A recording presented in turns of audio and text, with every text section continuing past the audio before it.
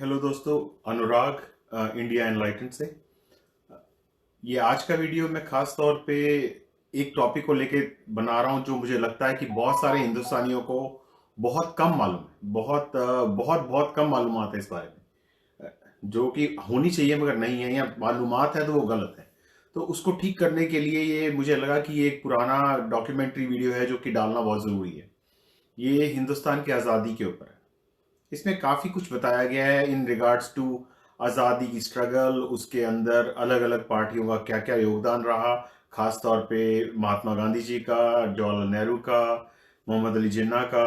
इन सब का क्या क्या योगदान रहा और क्या तरीकाकार रहा हमारी आज़ादी का, क्या कारण थे, और हर एक आदमी ने कैसे कैसे उसमें बिहेव किया पार्टीशन में, क्या बात सही थी, गलत थी, क्या हुई। इसको एक बार जरूर देखिए, फिर इसके बाद मैं अपना तंजिया दूंगा। Thank you.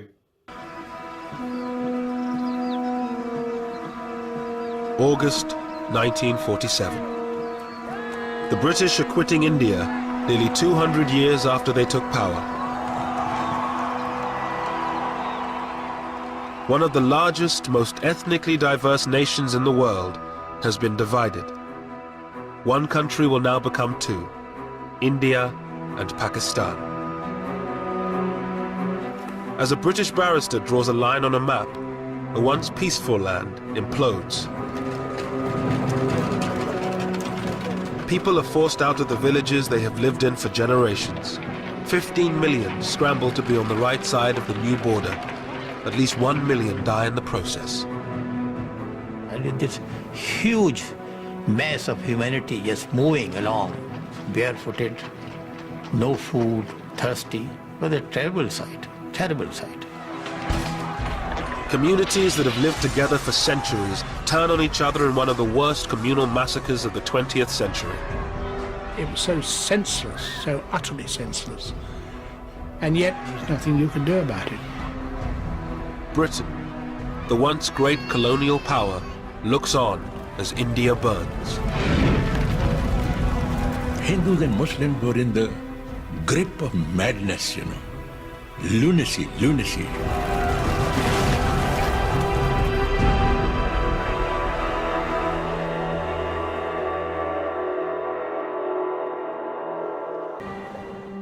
In the same part of the village, I remember Hindus and Sikhs living side by side, living with us, not far from where I lived, And whenever there was any wedding in the family, I remember Hindus and the Sikhs bringing sweetmeats, to my father, and offering, and we lived very happily, very happily. In British India, the 255 million Hindus were in a majority. India's 92 million Muslims were concentrated in the northwest and northeast of the country. The 6 million Sikhs lived mostly in the Punjab, one of the richest and most diverse provinces in India. Lahore was its ancient capital.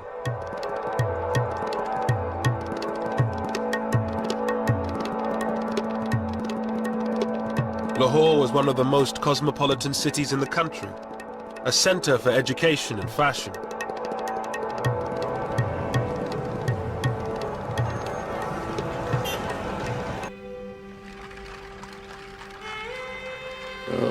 There was a famous saying in Punjabi that a person who has not seen Lahore has not been born yet.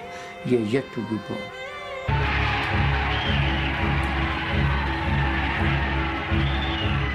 For decades, Indians had fought to rid themselves of British rule. The independence movement had been kept in check by ruthless military force. But by 1946, everything had changed. World War II had left Britain bankrupt. Mr. Moores and the other British troops knew that they would be the last. We knew that having come through a very expensive world war, that the cost of maintaining an army in India following the Far East War, we realized that this couldn't be paid for. The taxpayer, England was in a bad state, particularly 46, 47, financially.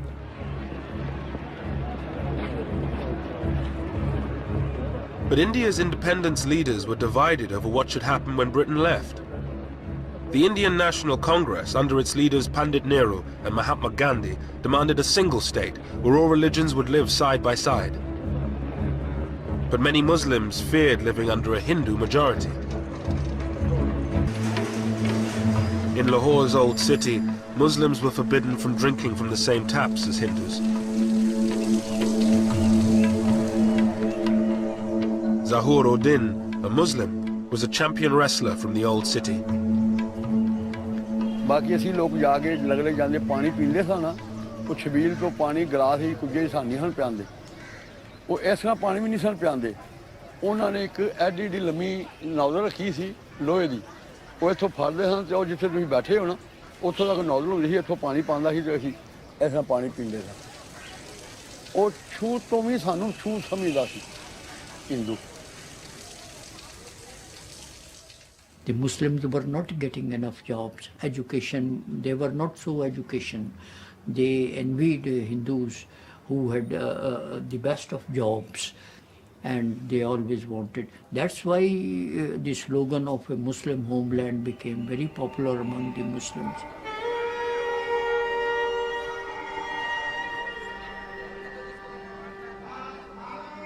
Muslim fears that Hindus would dominate an independent India drove the demand for a separate Muslim homeland.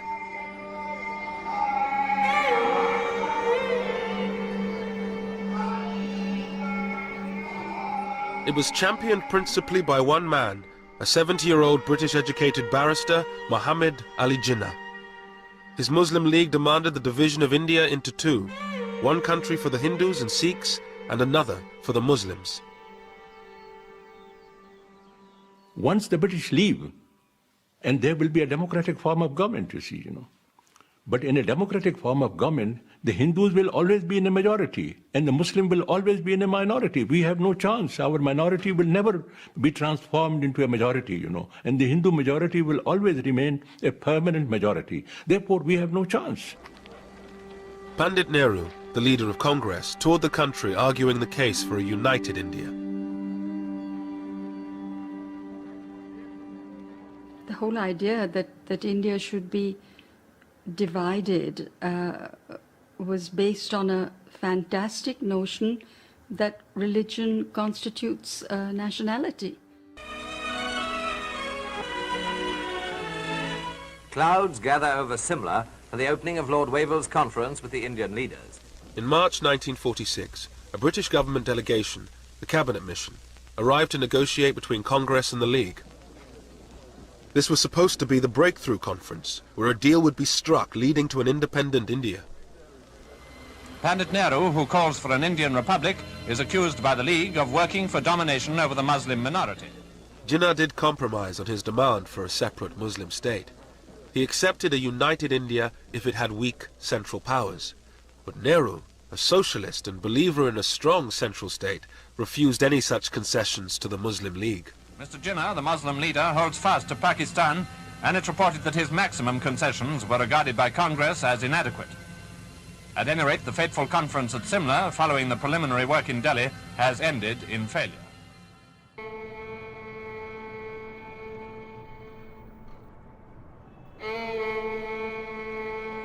Calcutta, a stronghold of the Muslim League, August the 16th, 1946.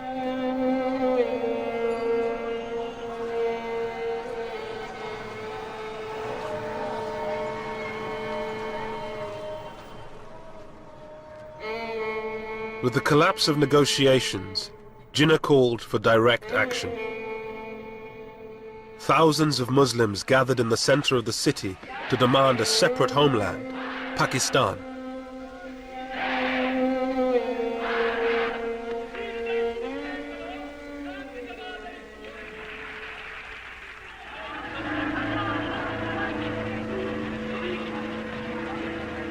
As the crowds dispersed, the more radical elements headed for the Hindu parts of the city.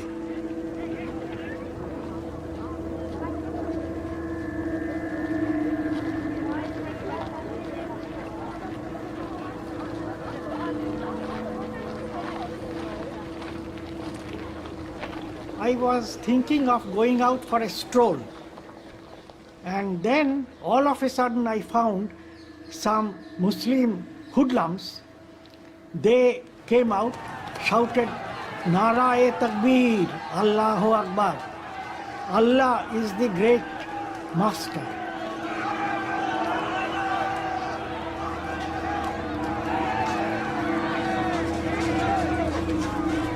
Local gangsters hijacked the demonstration. They whipped up the mob, and it turned violent. Then I found that a neighbor who had come out to see what was happening, his head was cracked and lay bleeding. So I thought that going out would be absolutely foolhardy. Then these boys, they started hitting the doors, and they said that we will not spare any Hindu.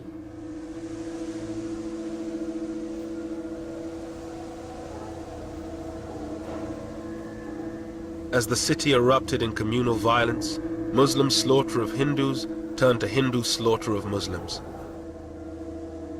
Shankar Ghosh was covering the riots for a Calcutta newspaper. A jewelry shop was surrounded by a crowd armed with iron rods.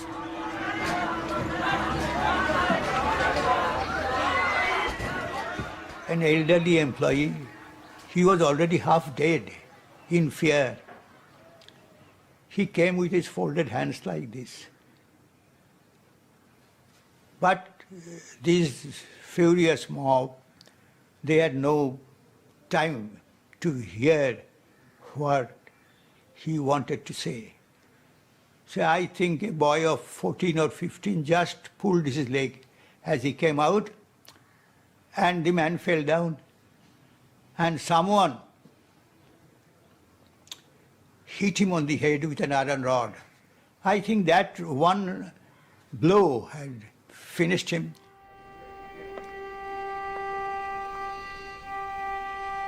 Around 5,000 people were killed in 3 days of rioting.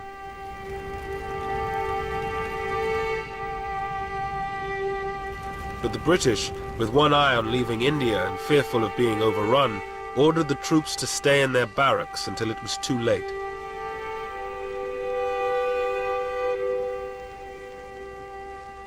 We had absolute faith in British authority. We had absolute faith in the peace that British had given us. For 3 days there was no sign of authority on the streets, and it was anybody could murder anybody.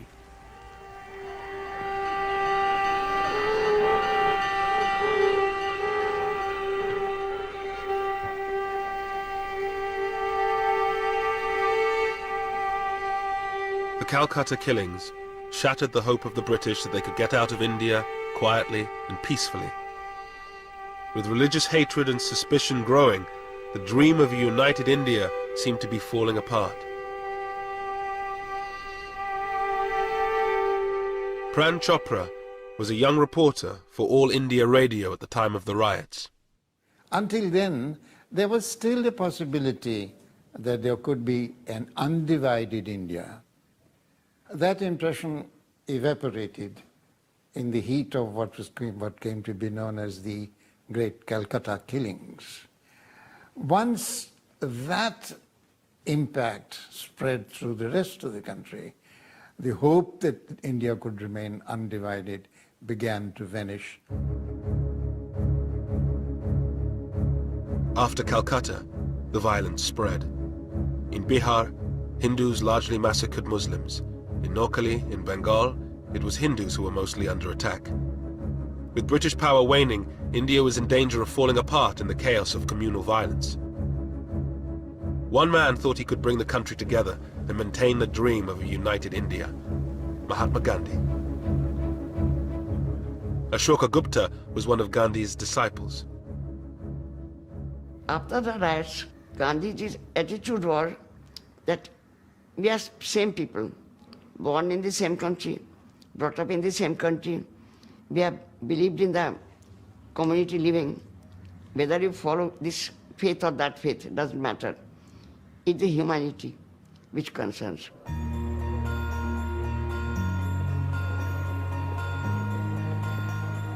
Gandhi spent the first months of 1947 walking through the villages of Noakhali, holding prayer meetings, trying to bring Hindus and Muslims together.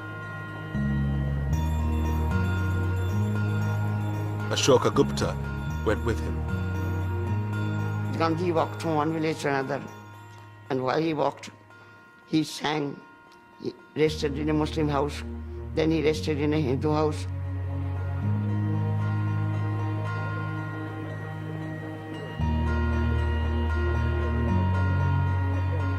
But the great pacifist and campaigner for independence was hardly the unifying figure he wanted to be. Gradually, the prayer meetings, the non-Hindus were absent. Shankar Ghosh reported the story for his Calcutta newspaper.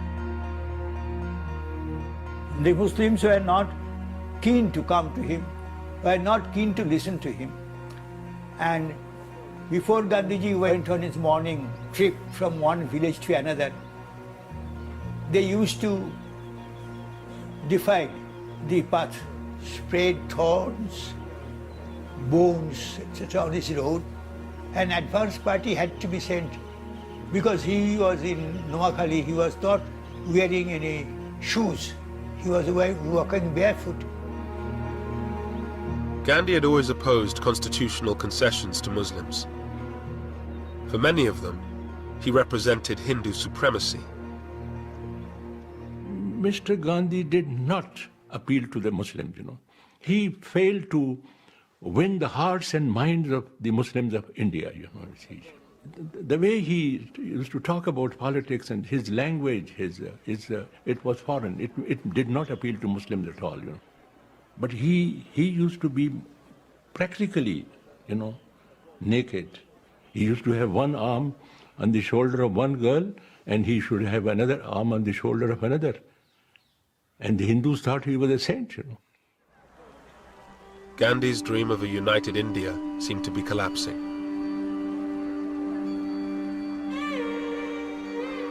He was a sad man. I think nobody was listening to him. He was considered to be an incorrigible idealist who has no connection with reality.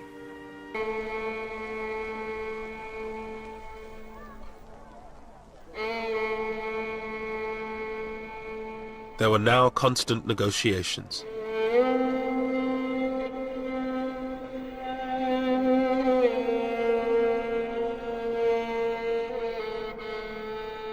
As a divided India became a real possibility, the political tensions at the center filtered down to the local level.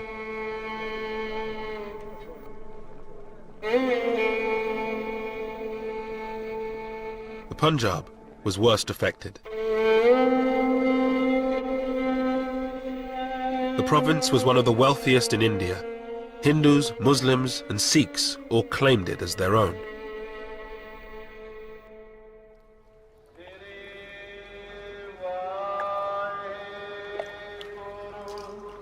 The Punjab was home to most of India's 6 million Sikhs, the location of their most holy site, the Golden Temple. The Sikhs' great fear was that if India was divided, the Punjab, with its Muslim majority, would end up in Pakistan. For Sikhs, it was unthinkable that they would be ruled by the Muslims, historically their enemies.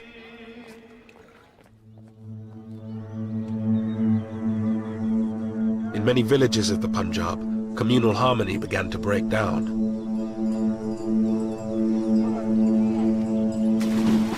Aridaman Singh Dillon was living in a mixed Sikh-Muslim village. I had Muslim friends and we used to play together. And there was nobody from our families put any obstacles between us. But when the strife began, then I was prohibited from going out with my Muslim friends. But we would sneak away and often will get caught and scalded. My grandfather, he noticed us going about playing around in the fields. We tried to hide, but ultimately he found out and I was giving a good thrashing and scalded. ਭਾਈ ਜੱਸਾ ਸਿੰਘ ਜੀ, ਭਾਈ ਨਿਹਾਲ ਸਿੰਘ ਜੀ, ਇਹ ਆਪਾਂ ਨਿਰਣਾ ਲੈਣਾ ਹੈ ਕਿ ਸ਼੍ਰੀ ਗੁਰੂ ਗੋਬਿੰਦ ਸਿੰਘ ਜੀ ਦੇ ਮਹਾਰਾਜ As a young boy, he watched local politicians stir up divisions between the communities for their own ends. ਜਿਹੜੇ ਹੌਸਲੇ ਉਹ ਬੁਲੰਦ ਹੋਣੇ ਚਾਹੀਦੇ ਨੇ। ਸਤਿ ਸ੍ਰੀ ਅਕਾਲ।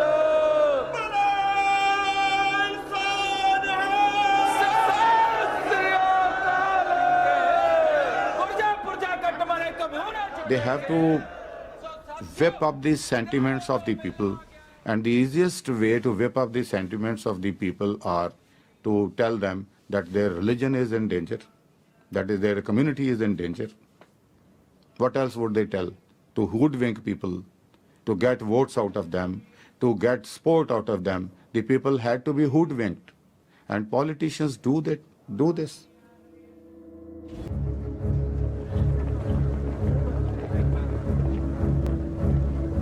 With the threat of all-out conflict, a deal became a matter of urgency. The Congress leader, Pandit Nehru, now had power within his grasp.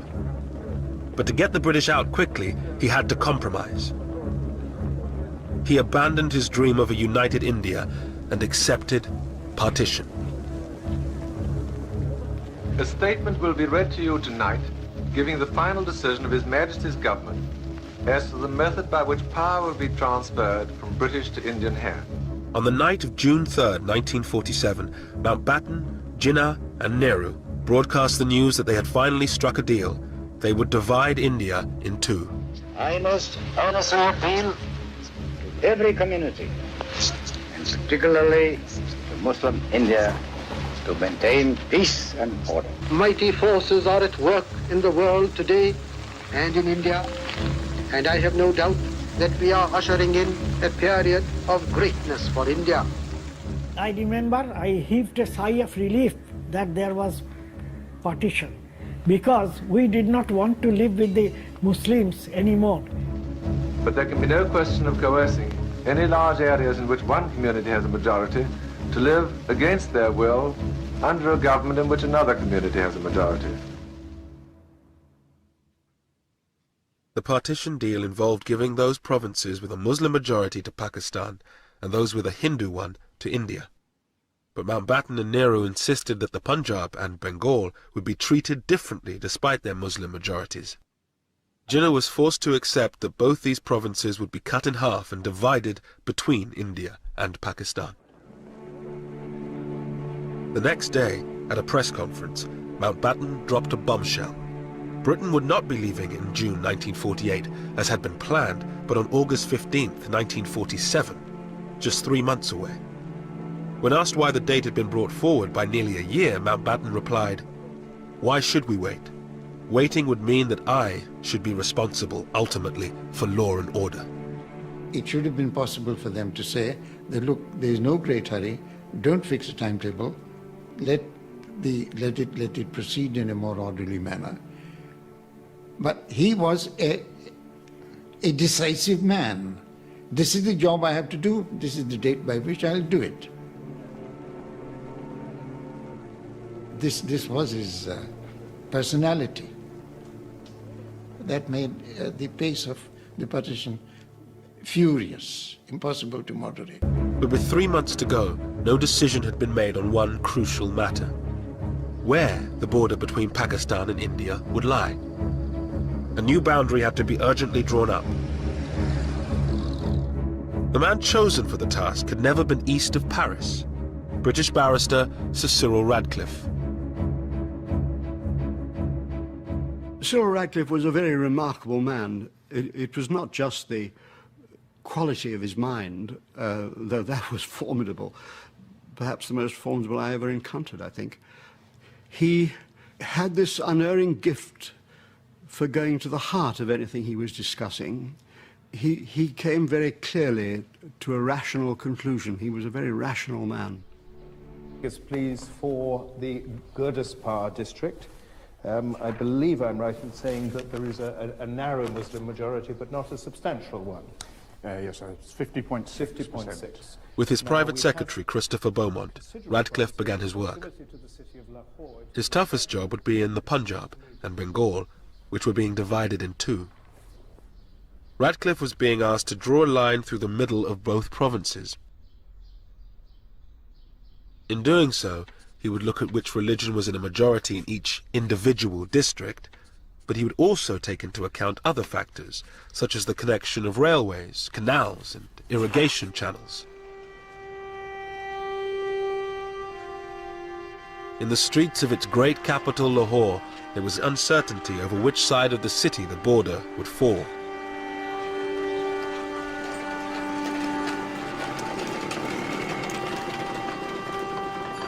Satish Gujral was an art student in Lahore from a politically influential Hindu family. Most of my Muslim friends also agreed that logically speaking, there was more chance that Lahore will go to Indian side. Because seeing everything belongs to Hindus, education, money, banks, insurance, buildings.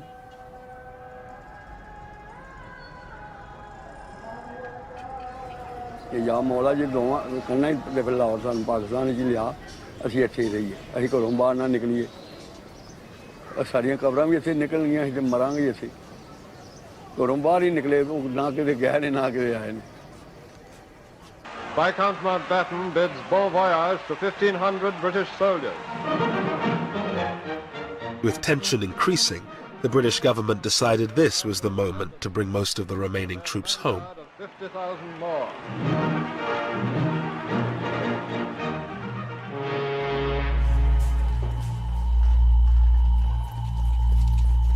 With just over a month to partition, tension on the streets of Lahore began to turn to violence.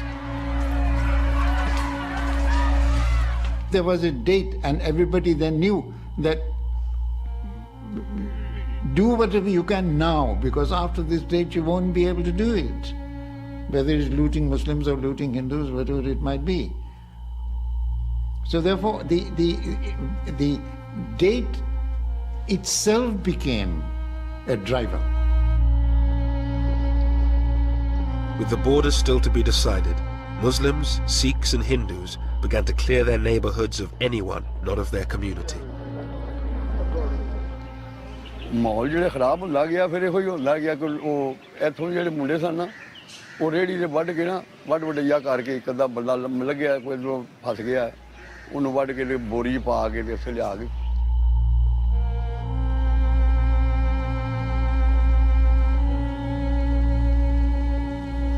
ਉਹ ਹੈਗਾ ਸੀ ਉੱਥੇ ਲਿਆ ਕੇ ਤੇ ਉਹਨੂੰ ਸਾੜਦੇ ਸਨ ਇਹ ਮੁੰਡੇ ਮੁਸਲਮਾਨ ਜਿਹੜੇ ਐਸੇ ਏਰੀਏ ਜਿੱਥੇ ਜਿੱਥੇ ਮੁਸਲਮਾਨ ਹੈਗੇ ਸਨ ਉਦੋਂ ਹਾਲਾਤ ਇਸ ਤਰ੍ਹਾਂ ਦੇ ਇਹੋ ਜਿਹਾ ਰੋਈ ਕਤਲ ਹੋਇਆ ਮਾਰ ਦਿੱਤਾ ਸਾੜ ਦਿੱਤਾ ਇਹ ਆਪਣੀ ਹੋ ਜਾਂਦੀ Despite violence erupting around the Punjab, the British presence was now minimal. John Moores and his small group of Gurkhas did what they could in Lahore. You try to get in there quickly and say, well, what's happened with the police? And they say, well, this shop's been set on fire. And then the next thing which upped it would be someone would be killed or burnt. And so then you get a reprisal from the other side, then picking on somebody else. And gradually, this is how it escalated. It was like a bushfire. And it was difficult to control. As Lahore tore itself apart, Mountbatten had other problems to solve. Partition was just a few weeks away, but the future of large parts of India had yet to be decided, that of the princely states.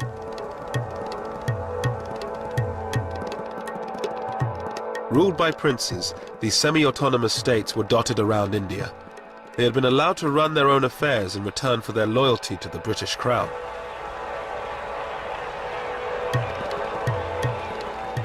The princes assumed the British would allow them to decide their own fate after they left. But Mountbatten had done a secret deal with Nehru. He would hand most of them over to India. Your Highnesses, ladies and gentlemen, and he said that we have no alternative but to sign the instrument of accession. Mountbatten told the princes they had little choice: join the Indian Union or be swept away in a wave of democratic change. And I think this made a great impression, and many of the princes who had these ideas that they would become independent and do what they like, this collapsed. They realized that if they didn't sign, most of the princes, small ones, they would be most probably wiped out. With the princes in the bag, the partition settlement was nearly complete. All that remained was the final border, down to Sir Cyril Radcliffe. I think it was the loneliness of the decision which I remember him talking about. It wasn't a single decision, it was a series of decisions about where the line should be drawn. These decisions were going to be his, and he had to take responsibility for them. And I think he found that a lonely experience by comparison with some of the things he'd done. Sir Cyril had no time to see what was happening in the lands he was dissecting. His approach to drawing up the boundary, separating majority Hindu-Sikh areas from majority Muslim ones, almost certainly encouraged the religious cleansing of entire districts. There were areas where the margins were not very great. Therefore, the majority in those areas wanted to make sure that the process didn't get fudged with small numbers. So drive the minority out, whether it is Hindu or Muslim minority, to make sure that this bit of territory doesn't slip out of your hands.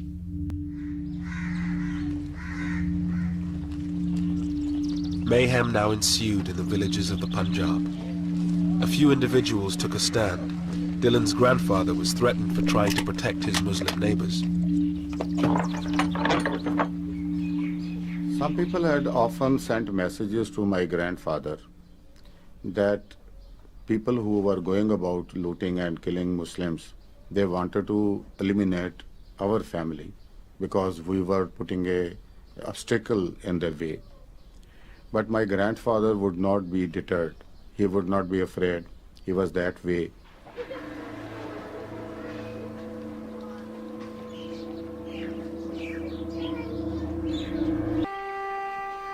One village I went into where we knew there was something afoot. I hadn't been told to go there. I was coming back at the end of a patrol and I saw vultures circling, and so that was usually a pretty good indicator.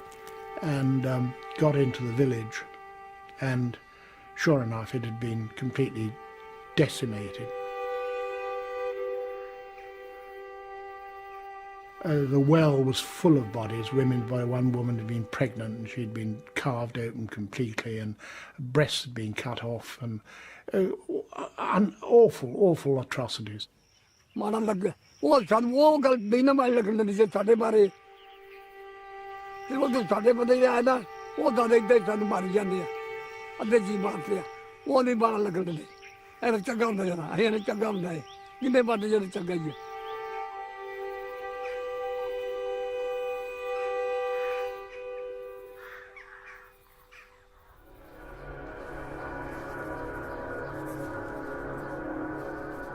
In Lahore, murder was now an everyday occurrence.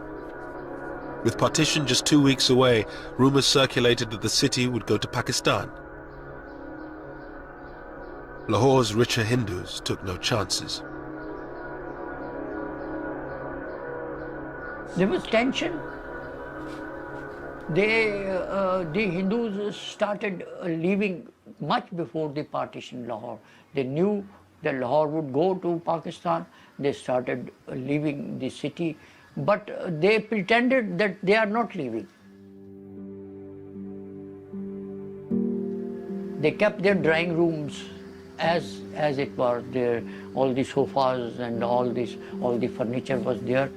In the hearts there was a hope lingered that Lahore would be on this side.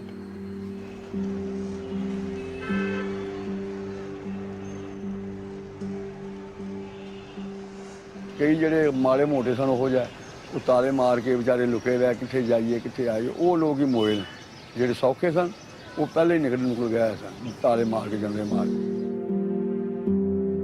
Som's father, a bank manager in Lahore, said if they could live under the British, they could live under the Muslims. I didn't want to leave. My father also didn't want to leave. He hoped. And he said, okay, all these people who are leaving, they are fools. They'll come back tomorrow.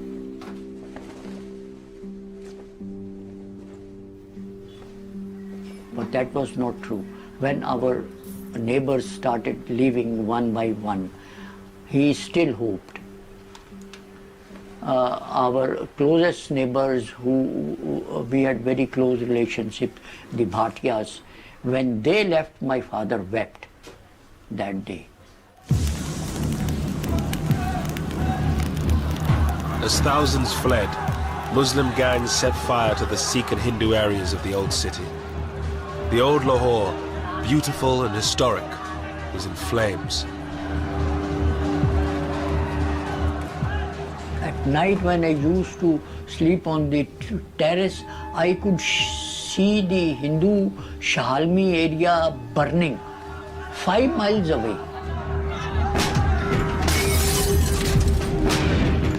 The flames could be seen.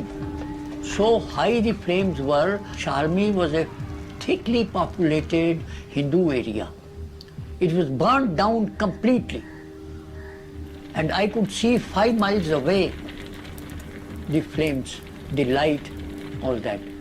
And we were so terrified that night. All around my house, people were running, children, adults, women. When I asked someone, he said, mobs are coming and the area is on fire. Told me to run at once if you want to save your life.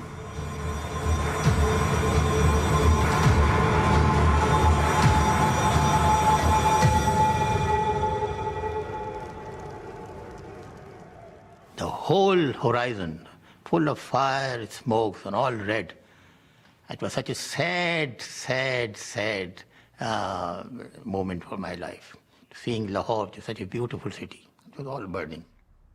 I have done what I can in drawing the line to eliminate any avoidable cutting of railway communications and of river systems, which are... On August 9th, Radcliffe had finished drawing up the border.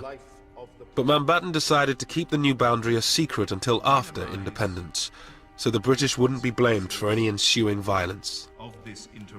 The delay prolonged the uncertainty, and some believe it increased the loss of life.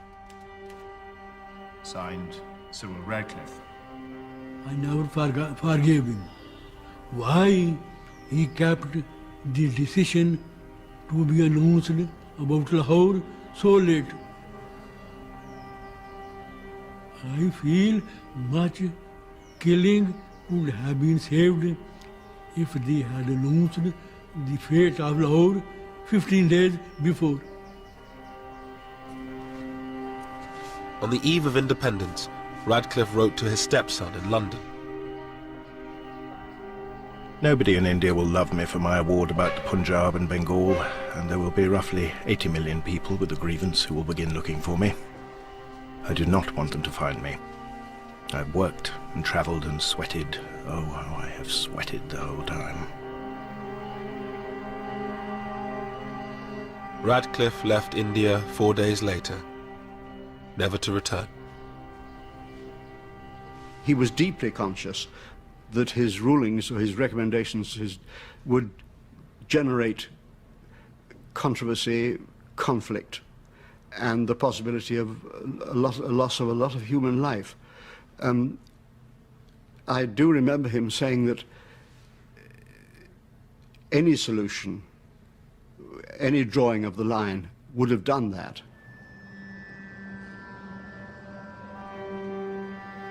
On August 14th, 1947, a new country was born on the subcontinent. Jinnah's dream of a Muslim homeland became a reality in Pakistan.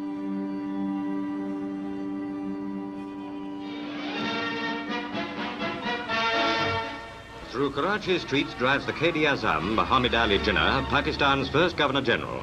It's Karachi's first day of independence, and the crowds are out to greet him and Earl Mountbatten. Mountbatten was in Karachi to declare independence for the newly created state. Bizarrely, no one except he and Radcliffe knew where its borders were, but this didn't stop the celebrations.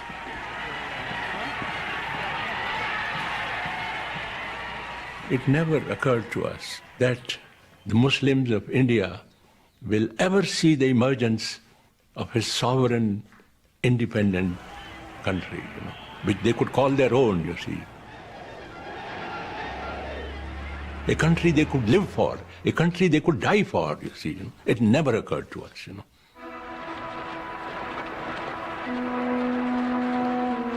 The next day, it was the turn of India to celebrate.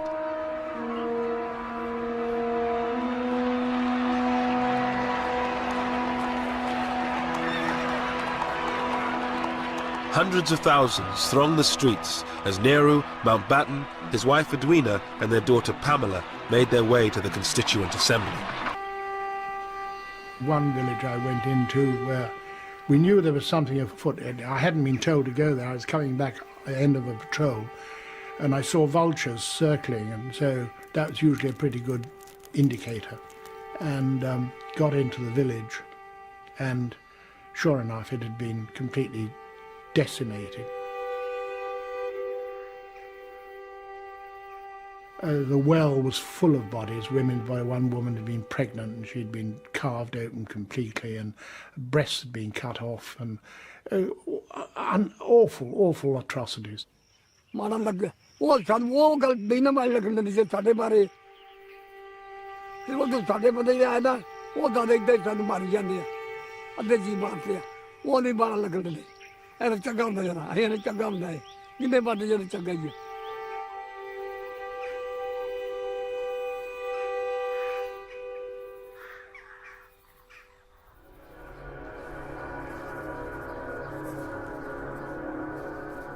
In Lahore, murder was now an everyday occurrence. With Partitioned just 2 weeks away, rumors circulated that the city would go to Pakistan. Lahore's richer Hindus took no chances.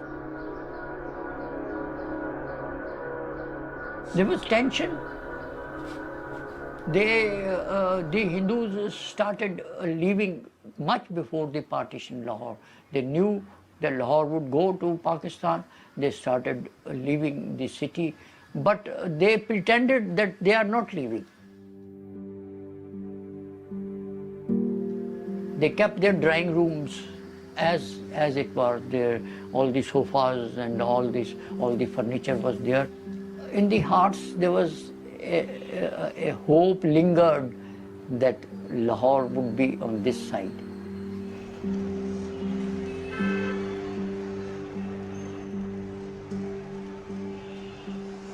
कई ਜਿਹੜੇ ਮਾੜੇ ਮੋਟੇ ਸਨ ਉਹ ਜਾ ਉਹ ਤਾਲੇ ਮਾਰ ਕੇ ਵਿਚਾਰੇ ਲੁਕੇ ਰਹਿ ਕਿੱਥੇ ਜਾਈਏ ਕਿੱਥੇ ਆਈਏ ਉਹ ਲੋਕ ਹੀ ਮੋਏ ਨੇ ਜਿਹੜੇ ਸੌਖੇ ਸਨ ਉਹ ਪਹਿਲੇ ਹੀ ਨਿਕਲ ਗਏ ਸਨ ਤਾਲੇ ਮਾਰ ਕੇ ਜੰਦੇ ਮਾਰ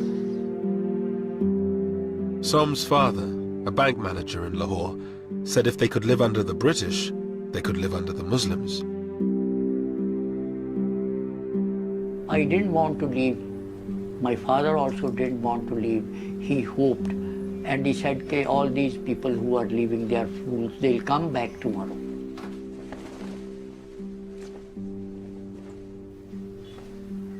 But that was not true. When our neighbors started leaving one by one, he still hoped. Our closest neighbors who we had very close relationship, the Bhatiyas, when they left, my father wept that day. As thousands fled, Muslim gangs set fire to the Sikh and Hindu areas of the old city. The old Lahore, beautiful and historic, was in flames. At night when I used to sleep on the terrace, I could see the Hindu Shahalmi area burning 5 miles away. The flames could be seen So high the flames were, Sharmi was a thickly populated Hindu area. It was burnt down completely. And I could see 5 miles away the flames, the light, all that. And we were so terrified that night.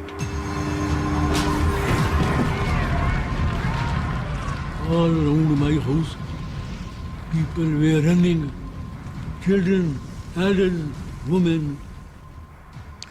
When I asked someone, he said, mobs are coming and the area is on fire. Told me to run at once if you want to save your life.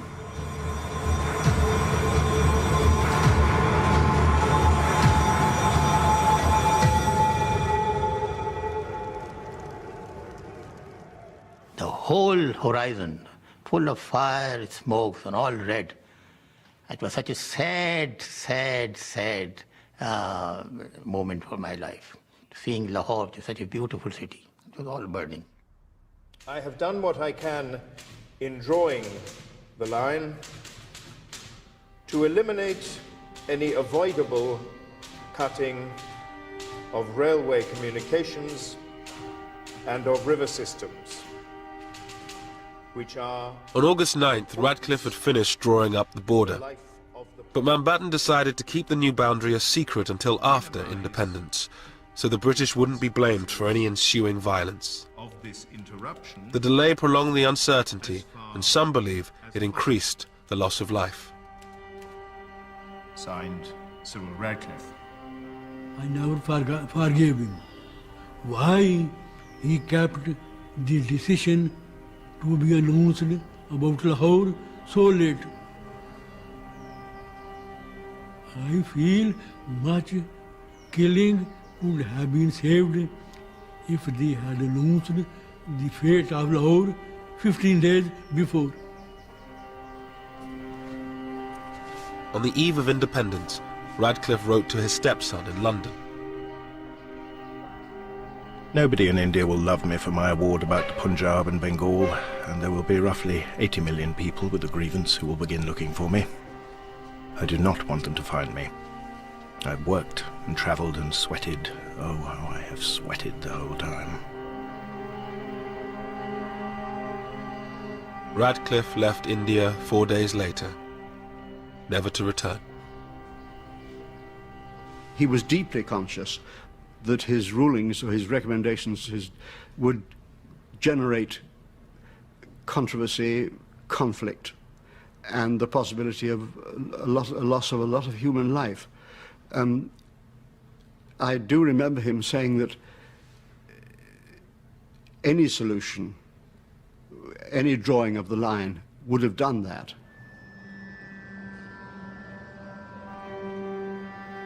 On August 14th, 1947, a new country was born on the subcontinent. Jinnah's dream of a Muslim homeland became a reality in Pakistan.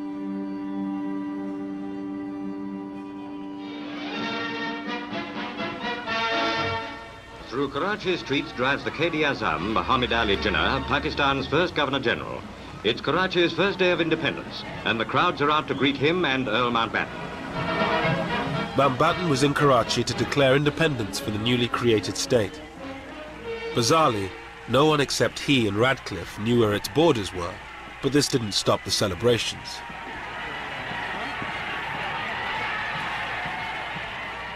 It never occurred to us that the Muslims of India will ever see the emergence of a sovereign, independent country, which they could call their own, you see.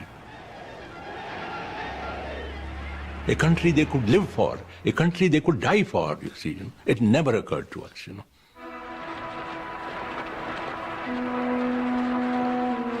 The next day, it was the turn of India to celebrate.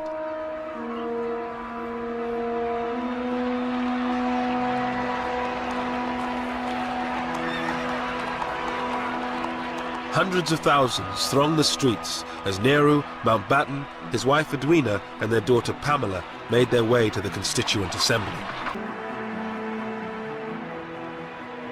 Well, you must remember that whatever the tragedy of partition, There are other aspects to it, and it was an exhilarating occasion. But not everyone was celebrating.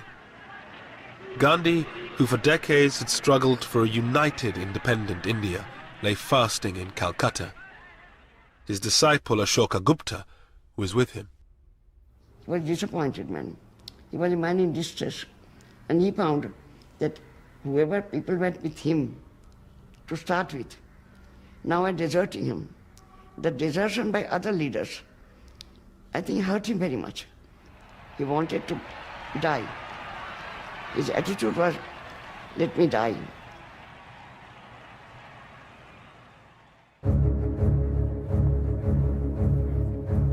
With the celebrations over, Mountbatten finally announced the new border.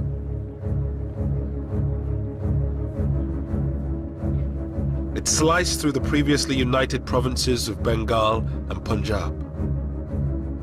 Lahore was given to Pakistan, a disaster for the city's few remaining Hindus.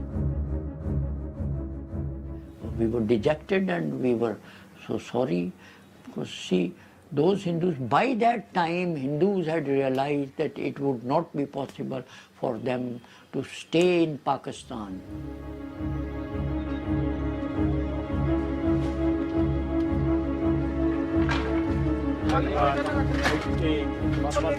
Millions of people were now on the move. Muslims who found themselves on the Indian side of the border, and Hindus and Sikhs who were on the Pakistani side.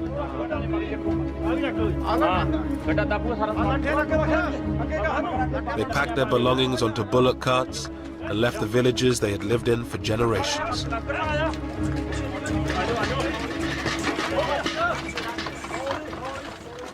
डरते हैं जी हाँ डरते हैं बहुत तो डरते हैं ये भी अजीब वजन कोई चीज नहीं चुकन दी वाला भाई आके कुछ नहीं जाना तुम अपनी जाना ले जाओ गड्डियां ते बहन दी करो गड्डियां ते दो दो बोरियां आटा सुट लिया जिन्ना घर हैगा सके ते एक गड्ढा सी 6 घरां दा कोई पता नहीं सी ਇਹਨਾਂ ਨਹੀਂ ਪਤਾ ਵੀ ਆਇਆ ਵੀ ਆਪਣੇ ਪਿੰਡ ਹੀ ਜਾਵਾਂਗੇ ਇੱਥੇ ਬਲੱਗਣੀ ਆਉਣਾ ਸੀ ਪਿੱਛੇ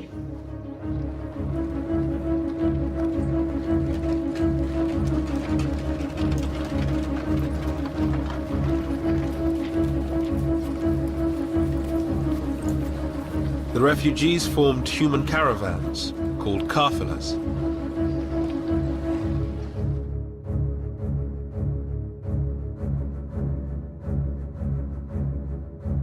The lucky ones had military escorts to protect them from armed bands waiting on the roads. The first major refugee movement, the biggest concentration, was about a 50 miles long column of over 200,000 people was moved, and I was escorting it from Jalandhar onwards up to the Pakistan border. Wajahat Hussain was a young army officer. He had been sent to the Punjab to deal with disturbances on the border. Art student Satish Gujral helped organize the transportation of refugees. In Amritsar, he saw the hatred partition had brought. The Muslim girls' school nearby had been raided, and all these girls had been brought out, stripped, then taken in procession to this location, where they were being systematically raped.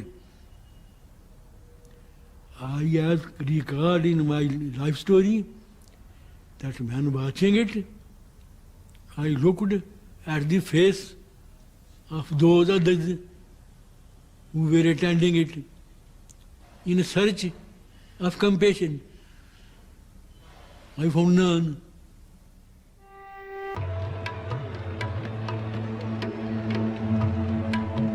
Pandit Nehru, the new Prime Minister of India, toured some of the camps with her. Finally, he came face to face with the price his people had paid for partition. Satish Gujral was in a refugee camp in Lahore when he arrived.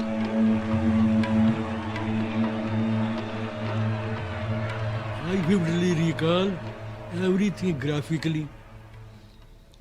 There the refugees wanted to kill him. He was shocked.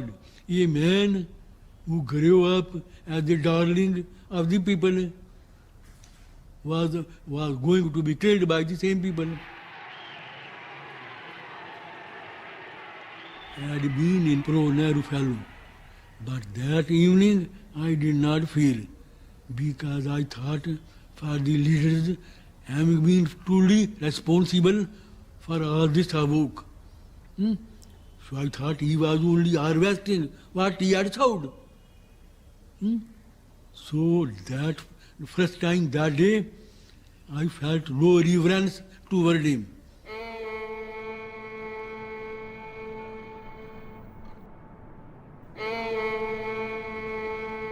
In Lahore, there were now few Hindus left.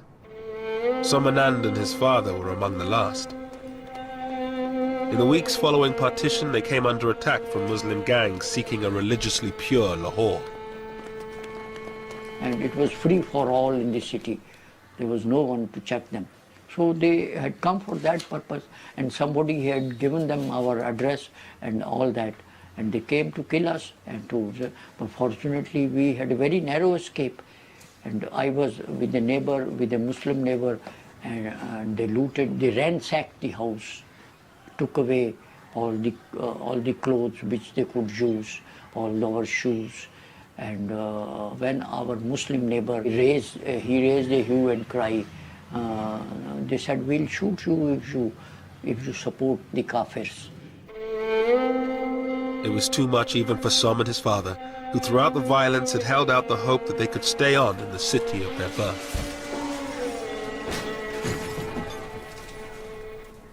Then we decided to go to Delhi straight away. Went to the airport and came to Delhi with our 2 clothes, nothing. We left in a plane. My father bought 2 tickets for Delhi. I saw our houses when the plane went up and flied over Model Town. I wept.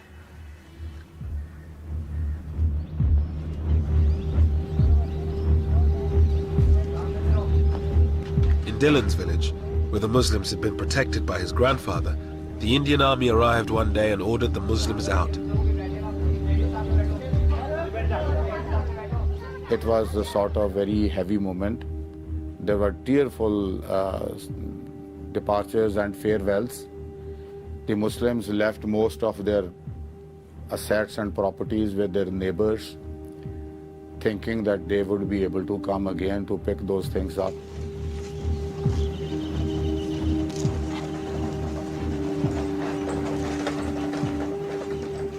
Initially, the people felt very remorse about their going.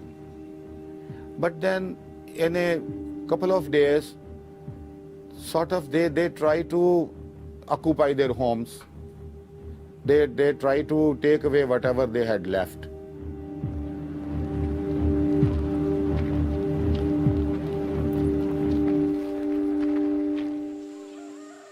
In only a few months, India had been divided along religious lines.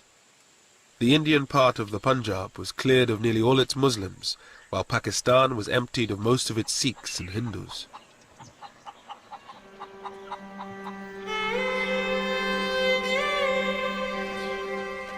Lahore, once one of the most mixed cities in all of India, was now home only to Muslims.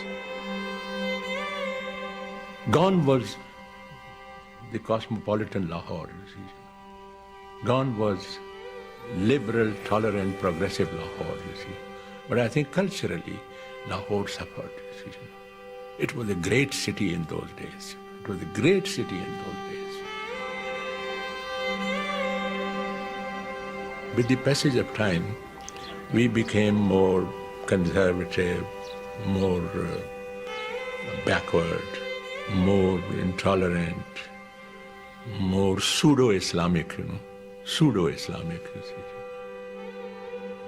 I think the primary responsibility is of the Hindus who didn't treat the Muslims as their equals.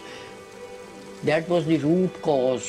The Muslims and Hindus couldn't integrate despite living together for all these centuries.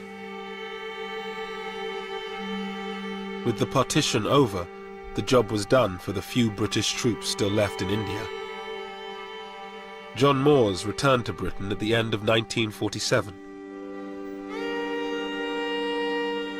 I think the worst thing was that we couldn't stop the violence. It's the unnecessary cruelty is something which we didn't really know much about. Mountbatten stayed on in India until the end of 1948 as its Governor-General. He returned to his career in the Navy, becoming First Sea Lord. He was killed by an IRA bomb in 1979. The whole problem was that Mountbatten tried to do this job in too short a time. To expect a country to be partitioned, a new country to be created, and within 2 months move the portion of the government of India to Pakistan, and to move the troops to Pakistan and from Pakistan to India was a tremendous job. It cannot be done, and that's exactly what happened. Everything went out of control.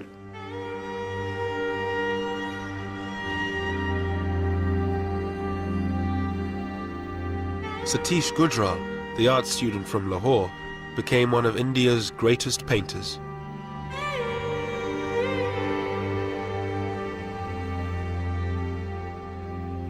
This experience sank in me so deep after partition, and began to paint without any consciously effort.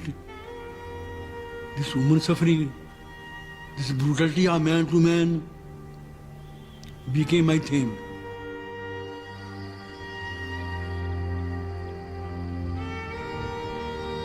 The border created in 1947 would become the focus for 3 wars and 60 years of animosity between the government of India and Pakistan. But for the people of the two countries, it was the tragedy of separation that lingered on.